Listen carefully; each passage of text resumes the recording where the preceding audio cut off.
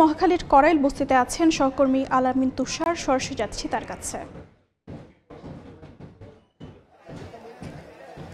করাইল বস্তিতে আগুন কিন্তু নিভে গেছে, নির্বাপন হয়ে গেছে, তবে বিপদ কিন্তু এখনো কাটেনি। তার প্রমাণ যেন আমার পেছনের এখানকার পরিস্থিতি। কারণ এই যে বিভিন্ন জায়গায় যে দোতলা তিনতলা করে ঘরগুলো করা হয়েছিল, সেগুলোর যে ছাদ বা যেখানে আসলে মানুষজন অবস্থান করেন, যে ফ্লোরগুলো, সেগুলো কিন্তু প্রতিটি এখন হাঁটলে কিন্তু কাঁপছে। তারপরও এই বিপদের মধ্যেই কিন্তু যে যার সর্বস্ব যতটুকু রয়েছে সেগুলো কিন্তু তারা চেষ্টা করছেন বের করে নিয়ে আসার, এবং এর মধ্য দিয়েই কিন্তু তারা আসলে সর্বোচ্চ চেষ্টা করে যাচ্ছেন শেষ সম্বলটুকু বাঁচাবার।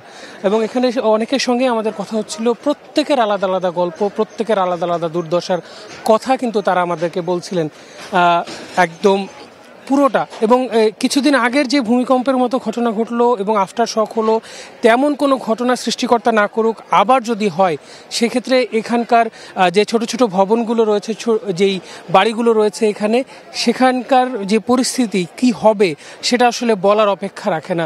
এর বাইরে আমরা যদি প্রকৃতির কথা বলি, সেখানেও কিন্তু একই অবস্থা।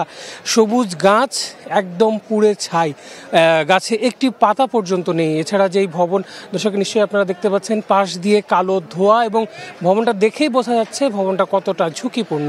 এবং তার মধ্য দিয়েই কিন্তু এখানে যারা বসবাস করছেন তারা কিন্তু কাজ করে যাচ্ছেন, এবং তারা তাদের জায়গা থেকে কাজ করছেন। এবং তাদের যে আজকের অবস্থা, এখানে বিভিন্ন বসবাসের জায়গাগুলো, এখানে পানি নেই, বিদ্যুৎ নেই, গ্যাস সিলিন্ডার থেকে আগুনের ঘটনা, অর্থাৎ সেই জায়গা থেকে গ্যাসও নেই বলা চলে।